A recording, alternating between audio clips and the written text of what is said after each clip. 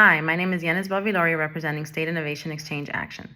Let's talk about what happened last week in the Florida legislature and some of what you can expect to see this week. Last week, the House passed SB 300, Florida's near-total abortion ban. The governor signed the bill into law just hours later behind closed doors in the dead of night on Thursday.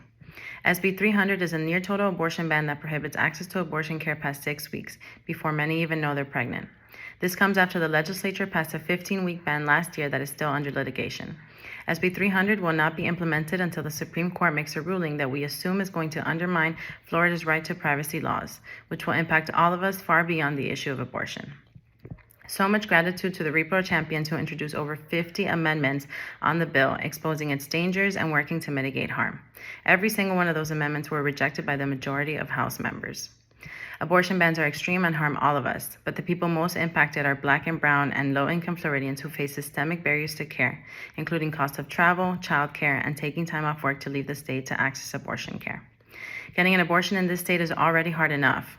Between Florida's 2-appointment requirement, 24-hour forced delay between those appointments, and an unreliable judicial bypass process, people seeking abortion already have their care delayed by weeks. That's why many people will be unable to get care before it's too late to have an abortion in Florida once this ban goes into effect. The bill also grants an additional $25 million of taxpayer money per year in recurring funds to anti-abortion fake clinics, which currently receive $4.5 million per year in state funding and who deceive and shame people seeking abortion care. At these fake clinics, untrained volunteers or staff regularly give pregnant people medically inaccurate and potentially dangerous information about their pregnancies that could cause serious harm because they are not legitimate sexual and reproductive healthcare providers. Many of these fake clinics collect personal health information about their clients as if they were truly healthcare providers, but since they're not bound by state and federal privacy laws, resulting in some of them using that information to contact people's relatives, partners, or employers to try to intimidate them out of getting an abortion. These are our public tax dollars that could instead go towards so many essential services like education, housing, and real healthcare. Another bill that was heard in its final committee stop last week was HB 1403, the License to Discriminate in Healthcare bill.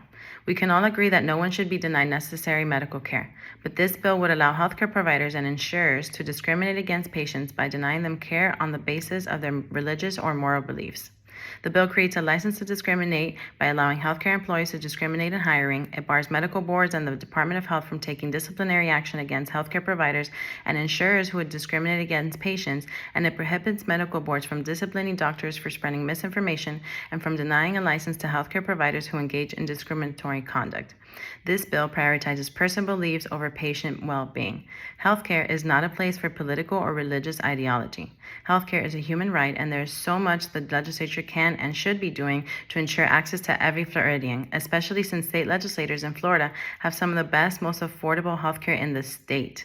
Yet, the leadership in the Florida legislature continues to deny healthcare access to Floridians, from the legislature's refusal to expand Medicaid, fully fund the Agency for Persons with Disabilities Medicaid waiver waitlist, to the banning of gender-affirming care and the constant expansion of abortion bans every session.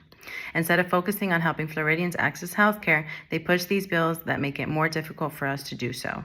HB 1521, the anti-trans bathroom bill, passed its final committee stop last week. Its Senate companion, SB 1674, has not yet passed the Senate. This bill criminalizes transgender people for using the restroom that matches their gender. The bill prohibits gender-inclusive restrooms at changing facilities in schools, private businesses, public shelters, healthcare facilities, and jails. This kind of law makes it impossible for transgender people to go about their daily lives like other people, and it opens up the door to abuse, mistreatment, and more. Transgender people are part of our families, workplaces, and our neighborhoods, and they need to be able to use the restroom just like everyone else. When you follow the money behind these bills that are popping up in state capitals across the country, you'll find that it's many of the same billionaire donors pushing for them. They want to have full control of our bodies and lives, and often accomplish that by using their wealth to pass laws that give them control over our public institutions, like state government agencies and schools, enriching themselves further off of our tax dollars while doing it. HB 1423, the anti-drag bill, also passed its final committee stop last week. Its companion bill, SB 1438, passed the Senate last week. These bills weaponize state agencies to politically target LGBTQ-friendly businesses by giving discretionary authority to fine, revoke liquor licenses, and even shut down establishments for hosting certain drag performances. It is unnecessary because Florida law already prohibits exposing minors to shows considered sexually explicit or harmful. Live performance art, including drag, is a form of freedom of expression that can educate, empower, and entertain. This manufactured moral panic about drag shows is about policing culture and infringing on parents' rights to choose what content is appropriate for their families. These bills target small businesses that are owned by people of color and LGBTQ+ people, job creators who contribute to our local economies and communities. These bills go directly after hardworking people's livelihoods, that of small business owners, hospitality workers, and performers, all people who pay more in taxes than the wealthy donors funding these hate campaigns across the country. SB 1320, the Don't Say LGBTQ expansion bill, passed its final committee stop last week and is ready to be voted on in the Senate floor. HB 1069, the House version of the bill, has already passed. SB 1320 is an expansion of Florida's notorious and cruel Don't Say LGBTQ law that passed last year that has already made classrooms more hostile for LGBTQ youth, led to book bans across the state, driven frustrated teachers out of the profession, and is causing LGBTQ families to leave Florida. This expansion will only worsen these impacts, stretching the ban on instruction about sexual orientation and gender identity to 8th grade. The bill also expands book bans by allowing anyone in the county who objects to school materials on certain grounds to have the materials removed from all children until the complaint is resolved.